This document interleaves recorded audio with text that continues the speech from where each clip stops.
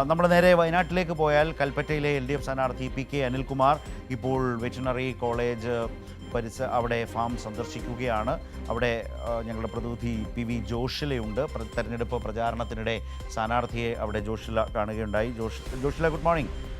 ഇന്ന് കൽപ്പറ്റയിലെ സ്ഥാനാർത്ഥി LDF സ്ഥാനാർത്ഥി ആ പ്രദേശത്താണോ? Good morning. എങ്ങനെയുണ്ട് വയനാട് കൽപ്പറ്റ? ഇപ്പോൾ ഇന്ന് വൈത്തിരിയിലാണ് ശരത്, ഇപ്പോൾ വൈത്തിരിയിലാണുള്ളത്. വൈത്തിരി ഭാഗത്ത് നമുക്കറിയാം കൽപ്പറ്റ എന്ന് പറയുന്നത് തോട്ടം മേഖലയാണ്. അതുപോലെ തന്നെ ഒരുപാട് തൊഴിലാളികളെയൊക്കെ കാണണമെങ്കിൽ രാവിലെ തന്നെ ഇറങ്ങണം. അതുകൊണ്ട് തന്നെ വൈത്തിരിയിലെ LDF സ്ഥാനാർത്ഥി രാവിലെ തന്നെ ഒരു 7 മണിയോടുകൂടി തന്നെ വൈത്തിരി വെറ്റിനറി വെറ്റിനറി കോളേജിൽ എത്തിയിരിക്കുകയാണ്. തൊഴിലാളികളുമായി അവർ സംസാരിക്കുകയാണ്.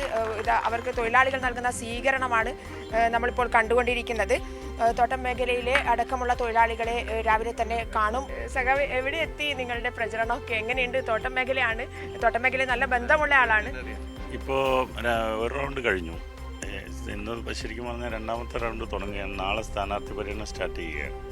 അതായത് എല്ലാ മേഖലയിലും പോകുമ്പോൾ എല്ലായിടത്തും ഗവൺമെൻറ്റിന് അനുകൂലമായ സപ്പോർട്ട് കിട്ടുന്നുണ്ട്.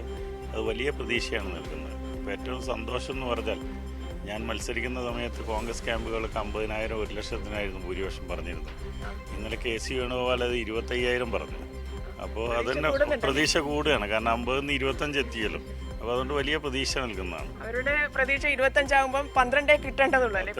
അതെ, 12,000 വോട്ട് ആയാലും നമുക്ക് ജയിക്കാൻ പറ്റുമല്ലോ 25 ആകുമ്പോൾ. അപ്പോൾ ടാസ്ക് കുറഞ്ഞുകൊണ്ടിരിക്കുകയാണ്. വിജയപ്രതീക്ഷ പൂർണ്ണമായും വിജയപ്രതീക്ഷയാണ്. കാരണം ഇടതുപക്ഷത്തിൻ്റെ എല്ലാവരും, ഇപ്പോൾ ഞാനൊരു RJDയുടെ ആളാണെങ്കിൽ പക്ഷേ CPM, CPI, INL, NCP എല്ലാം ഒറ്റക്കെട്ടായി എനിക്ക് വേണ്ടി പ്രവർത്തിക്കുന്നുണ്ട്. അത് എനിക്ക് വേണ്ടി അല്ല, എല്ലാവരും ഇപ്പോൾ തോട്ടം മേഖലയിൽ ഗഗാനി സഖാവാണ്, അപ്പുറത്ത് ശശിയേട്ടനുണ്ട്, റഫീഖ് സഖാവുണ്ട്. എല്ലാവരും എല്ലാ മേഖലയിലും സജീവമാണ്. എല്ലാവരും, ഓരോ ഇടതുപക്ഷ പ്രവർത്തകനും താഴെത്തട്ടിൽ മുകളിൽ വരെ, ഇപ്പോൾ ജില്ലാ കമ്മിറ്റി അംഗങ്ങൾ, ജില്ലാ സെക്രട്ടേറിയറ്റ് അംഗങ്ങൾ, മറ്റ് ഘടകകക്ഷിയുടെ സംസ്ഥാന ഭാരവാഹികൾ എല്ലാം വീട് കയറിക്കൊണ്ടിരിക്കുക. നിങ്ങൾക്ക് പരിശോധിക്കാറ് എല്ലാവരും രാവിലെ എത്തിയിട്ടുണ്ട്. എങ്ങനെയുണ്ട് ഇവരുടെ പ്രതികരണം? അല്ല, ഇവര് പ്രതികരണം എന്ന് പറഞ്ഞാൽ ഇവരുടെ ഇടയിൽ നിന്നുള്ള സ്ഥാനാർത്ഥി ആദ്യമായിട്ടല്ലേ കൽപ്പറ്റയിൽ മത്സരിക്കുന്നത്. തൊഴിലാളി മേഖലയിൽ നിന്നുള്ള ഒരു സ്ഥാനാർത്ഥി കൽപ്പറ്റ പോലത്തെ തൊഴിലാളി മേഖലകൾ കൂടുതലുള്ള മേഖലയിൽ ആ സംഘടനാ സംവിധാനത്തിൽ മത്സരിക്കുന്ന ആദ്യ സ്ഥാനാർത്ഥിയാണ് കൽപ്പറ്റ. അതുകൊണ്ട് അവരുടെ ഒരാളാണ് ഞാൻ. റാന്തലാണ് ചിഹ്നം. റാന്തൽ ഇവർക്കൊക്കെ പരിചയം ഉണ്ടാവും. അല്ല, അതിന്റെ കാരണം ഞാൻ ഒരു തോട്ടം തൊഴിലാളി പറഞ്ഞു, ഓൾക്ക് റാന്തൽ അറിയില്ലല്ലേ എന്നോ. അപ്പൊ ഞാൻ പറഞ്ഞു പവർ കട്ട് 10 കൊല്ലമായിട്ടില്ല, അതുകൊണ്ട് ആർക്കും റാന്തൽ അറിയില്ല. അതെ, കുറവാണ്. അതാണ് കാലമായിട്ട് കാണാത്ത. അതെ. അപ്പൊ അതിന് പക്ഷെ റാന്തല് ഒരു വെളിച്ചം നൽകുന്നതാണല്ലോ. അതുകൊണ്ട് ഒരു പുതിയ വെളിച്ചം കൽപ്പറ്റയ്ക്ക് നൽകാൻ, ഇടക്കാലത്ത് മങ്ങിപ്പോയ വെളിച്ചം ഒന്ന് ശക്തമാക്കാൻ ഈ റാന്തൽ ഉപയോഗിക്കും. അതിന്റെ കൂടെ UDFന്റെ പഴയ കാലം കൂടി ഓർമ്മപ്പെടുത്തും ആ ചിഹ്നം. അതെ, UDFന്റെ ചില ദിനങ്ങളും കൂടി ഓർമ്മപ്പെടുത്തുന്നതാണ് ആ ചിഹ്നം. രാഷ്ട്രീയത്തിലേക്ക് പോയിക്കൂടെ? ഇന്നലെ KC വേണുഗോപാൽ പറഞ്ഞൊരു കാര്യമുണ്ട്. ടൗൺഷിപ്പ് നിൽക്കുന്നത് കൽപ്പറ്റയിലാണ്, സർക്കാർ പണിയുന്ന.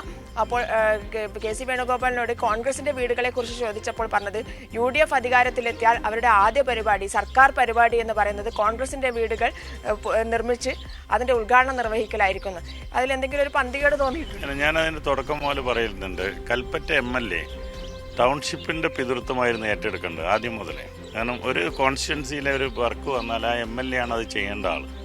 അത് ചെയ്യാതെ അന്ന് അദ്ദേഹം കോൺഗ്രസിൻ്റെ വീടുകളുമായിട്ട് ഈ ടൗൺഷിപ്പ് നടക്കില്ല എന്നുള്ള പ്രചരണം നടത്തി. ശരിക്കും DCC പ്രസിഡന്റ് ചെയ്യേണ്ട പണി അന്ന് MLA ചെയ്യുകയായിരുന്നു. അവസാനം കഴിഞ്ഞ പഞ്ചായത്ത് തെരഞ്ഞെടുപ്പിൻ്റെ തലേദിവസം പറഞ്ഞു ഇത്ര ദിവസം കല്ലിടുമെന്ന് പറഞ്ഞു. പിന്നെ മെല്ലെ അത് DCC പ്രസിഡന്റിലേക്ക് കൊടുത്തു. ഇപ്പോൾ അദ്ദേഹത്തിനോട് ചോദിച്ചാൽ സണ്ണി ജോസഫും സതീഷിനും മറുപടി പറയണമെന്ന് പറഞ്ഞു. അവർ തെരഞ്ഞെടുപ്പിന് കൊടുത്ത ജോയിൻറ്റ് അക്കൗണ്ടിൽ പൈസ ഉണ്ടെന്ന് അവർ രണ്ടുപേരും കാണിച്ചിട്ടില്ല. അപ്പോൾ ഇവർ പിരിച്ച പൈസ എവിടെ പോയി എന്നുള്ള ചോദ്യം പ്രസക്തമാണ്. പ്രസക്തം. പിന്നെ KC വേണുഗോപാൽ പറയുമ്പോൾ ഗവൺമെൻറ് ഉണ്ടാക്കി കൊടുക്കേണ്ട വീട് ടൗൺഷിപ്പിന് ഉണ്ടാക്കി കൊടുത്തിട്ടുണ്ട്, പാർട്ടി ഉണ്ടാക്കി കൊടുക്കും എന്ന് പറഞ്ഞ വീടാണ്. അപ്പോൾ അധികാരം കിട്ടിയാലേ ഞങ്ങൾ വീടുണ്ടാക്കി കൊടുക്കൂ എന്ന് പറഞ്ഞാൽ ജനങ്ങളെ ഭീതിപ്പെടുത്തിക്കൊണ്ട് വോട്ട് ചോദിക്കുന്ന പോലെയല്ലേ. കാരണം ഞങ്ങൾക്ക് അധികാരം കിട്ടിയാലേ നിങ്ങൾക്ക് വീടുള്ളൂ. പിന്നെ ഇവർ കോൺഗ്രസിന്റെ വീടുണ്ടാക്കി കൊടുക്കുമെന്ന് പറഞ്ഞതിന്റെ മാനദണ്ഡം എന്താ? ദുരിതബാധിതരുടെ പേരിൽ പിരിച്ച പണമാണ്. അല്ല, ഇതിൽ പഴയകാല KC വേണുഗോപാലിന്റെ സ്റ്റേറ്റ്മെന്റ് ഉണ്ട്, ഞങ്ങൾക്ക് കേന്ദ്രത്തിൽ ഭരണമില്ല, കേരളത്തിൽ ഭരണമില്ല. അപ്പോൾ ഭരണം വന്നാലേ കാശുണ്ടാവും രാഷ്ട്രീയ പാർട്ടിക്ക് എന്ന് പറഞ്ഞാൽ അത് സംഘടനാ പ്രവർത്തനം നടത്തുന്ന രീതിയിൽ ജനങ്ങൾ വേറെ രീതിയിൽ സംശയിക്കും. കാരണം ഭരണത്തിൽ വന്ന് ഇനി പുതിയ പൈസ ഉണ്ടാക്കിയിടണം. അപ്പോൾ ഇവർ പിരിച്ച പൈസ എവിടെയെന്നുള്ള ചോദ്യം പ്രസക്തമാണ്. ഇപ്പോൾ അവിടെ കുന്നമ്പറ്റയിൽ പോയി കഴിഞ്ഞാൽ അവിടെ ഒന്നും നടക്കുന്നില്ല. എല്ലാവരും പോയി കണ്ടതാണ്. എന്തായിരുന്നു ഞങ്ങൾ അടുത്ത പ്രിയങ്ക ഗാന്ധി രാഹുൽ, പക്ഷേ അതിൽ എനിക്ക് പ്രിയങ്ക ഗാന്ധിയോട് ബഹുമാനമുണ്ട്. കാരണം അവർക്ക് അറിയായിരുന്നു ഇത് നടക്കില്ല. അവർ ലീഗിൻ്റെ ഉദ്ഘാടനത്തിന് എന്ന് പറഞ്ഞു, ലീഗിനെ കണ്ടു പഠിക്കണം കോൺഗ്രസ്സുകാരെന്ന്. അപ്പോൾ അവർക്ക് മനസ്സിലായിട്ടുണ്ട് അന്നേ ഇവർ ഇതൊന്നും ചെയ്യില്ല എന്നുള്ളത്. അപ്പോൾ ഇതൊക്കെ വെച്ചുകൊണ്ടാണോ അതോ മറ്റ് വികസനങ്ങൾക്ക് വയനാടിന്റെ പൊതുവികസനം വെച്ചുകൊണ്ടാണോ ടൗൺഷിപ്പ് വെച്ചുകൊണ്ടാണ് ഇപ്പോൾ നമ്മൾ ഗവൺമെന്റിന്റെ മൊത്തം വികസനം, ഗവൺമെന്റ് ചെയ്ത കാര്യങ്ങൾ, സ്ത്രീ സുരക്ഷാ പദ്ധതി, സ്ത്രീകൾക്ക് ആനുകൂല്യം കിട്ടിയ അതൊക്കെ പറഞ്ഞുകൊണ്ടാണ് വോട്ട് പിടിക്കുന്നത്. നമ്മൾ ഇവരുടെ വീടിൻ്റെ കാര്യം ഇവർ തന്നെ ചർച്ചയാക്കുന്നതാണ്. നമ്മളിതൊന്നും ചർച്ചയാക്കുന്നില്ല. നമുക്കറിയാം ഇത് നടക്കാൻ പോകുന്നതല്ല എന്ന്. 1000 വീട് പണ്ട് പ്രഖ്യാപിച്ച പാർട്ടിയാണ് കോൺഗ്രസ്. അതുകൊണ്ട് നമുക്കിതൊക്കെ ഉണ്ട്. പക്ഷേ ജനങ്ങളുടെ മുന്നിൽ വീണ്ടും വീണ്ടും അപഹാസ്യമാവുകയാണ് രാഷ്ട്രീയ പാർട്ടി. അതിൽ വലിയ സങ്കടമുണ്ട്. അതുകൊണ്ട് തന്നെ ഏറെ വിജയപ്രതീക്ഷയുണ്ട്. 100% വിജയപ്രതീക്ഷ കൽപ്പറ്റയിൽ. ശരത്, എല്ലാവരും എല്ലാ അംഗങ്ങളുമുണ്ട്. നമുക്കറിയാം കൽപ്പറ്റയെ സംബന്ധിച്ചിടത്തോളം വലിയ വിവാദ വിഷയങ്ങൾ നിലനിൽക്കുന്ന ഒരു മണ്ഡലം കൂടിയാണ്. അത് ഒന്ന് കോൺഗ്രസ് നേരിടുന്ന ഒരു UDF നേരിടുന്ന ഒരു പ്രധാന വിവാദ വിഷയം എന്ന് പറയുന്നത് കൽപ്പറ്റയിൽ ടൗൺഷിപ്പ് ഉയരുമ്പോൾ, സർക്കാരിൻ്റെ ടൗൺഷിപ്പ് ഉയരുമ്പോൾ നിങ്ങളുടെ വീട് എവിടെ എന്നുള്ള ചോദ്യത്തിന് ഉത്തരം പറയാനാവാതെ ബുദ്ധിമുട്ടുകയാണ്. മാത്രമല്ല ടി സിദ്ദിഖ് പുറത്തു നിന്ന് വന്ന ആളാണ്. അതുകൊണ്ട് തന്നെ ഇവിടെയുള്ള ലീഗിൻ്റെയും കോൺഗ്രസിൻ്റെയും നേതാക്കൾക്കിടയിൽ വലിയ പ്രശ്നങ്ങൾ നിലനിൽക്കുന്നുണ്ട്.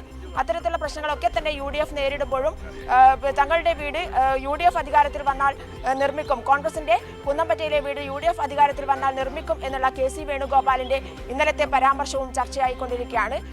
എന്തായാലും ഒരു ഭാഗത്ത് എല്ലാ സംഘടനാ പ്രവർത്തന ഇടതുപക്ഷത്തിന്റെ പ്രചാരണമെല്ലാം ഘട്ടം ഘട്ടമായി പൂർത്തിയാക്കിക്കൊണ്ടിരിക്കുമ്പോൾ ഇടതുപക്ഷം വളരെ വിജയപ്രതീക്ഷ കൂടി.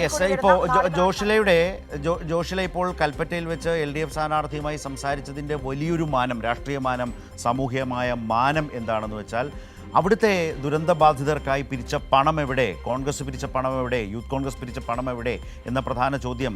അതുപോലെ തന്നെ വാങ്ങിച്ച ഭൂമിയിൽ ഒരു കല്ല് പോലും വെക്കാതെ ഒന്നും ചെയ്യാതെ ഇട്ടിരിക്കുന്നു. ഇനി അധികാരം കിട്ടിയാൽ വീട് വെക്കാം എന്ന് പറയുന്ന നിലയിലേക്ക് ഇപ്പോൾ കോൺഗ്രസ് മാറിയിരിക്കുന്നു. Thank you Joshila. വളരെ പ്രധാനപ്പെട്ട കാര്യങ്ങളാണ് സ്ഥാനാർത്ഥിയിലൂടെ തന്നെ കൽപ്പറ്റയിലടക്കം, വയനാട്ടിലടക്കം, കേരളത്തിലടക്കം ചർച്ച ചെയ്യുന്ന ഒരു പ്രധാനപ്പെട്ട കാര്യത്തെയാണ് അദ്ദേഹം വളരെ സൂക്ഷ്മതയോടെ അവിടുത്തെ LDF സ്ഥാനാർത്ഥി ജോഷിലയുമായി സംസാരിച്ചപ്പോൾ പങ്കുവച്ചത്. പിരിച്ച പണം എവിടെയെന്ന് ഇപ്പോഴുമില്ല.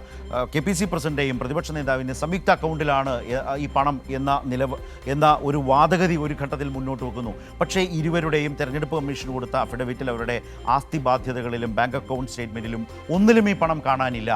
അതേസമയം AICCയുടെ സ്റ്റേറ്റ്മെൻറ്റുകളിലും ഒന്നിലും ഓഡിറ്റ് ചെയ്തതിലും ഈ പണം കാണാനില്ല. പലതരത്തിൽ കോൺഗ്രസ് 100 വീട്, യൂത്ത് കോൺഗ്രസ് 30 വീട് ഇതിനാകെ പിരിച്ചു. ഇപ്പോൾ ലീഗ് ഉദാഹരണത്തിന് 40 കോടി പിരിച്ചു എന്ന് ലീഗ് പറയുന്നു. അപ്പോൾ സ്വാഭാവികമായും കോൺഗ്രസിൻ്റെ പിരിവിലൂടെ പിരിച്ചെടുത്ത പണം അതിനും എത്രയോ മുകളിലാകാം. ആ പണം എവിടെ പോയി, ആരൊക്കെ കൊണ്ടുപോയി? യൂത്ത് കോൺഗ്രസ് പിരിച്ച പണം ആര് കൊണ്ടുപോയി? രാഹുൽ മാങ്കൂട്ടത്തിൻ്റെ ഉത്തരവാദിത്വമാണ് എന്ന് ഒരു കൂട്ടർ പറയുന്നു. അങ്ങനെ അദ്ദേഹത്തിൻ്റെ തലയിൽ വെച്ച് കെട്ടണ്ട എന്ന് വേറെ ചിലർ പറയുന്നു. പക്ഷേ പ്രശ്നം എന്താണ്?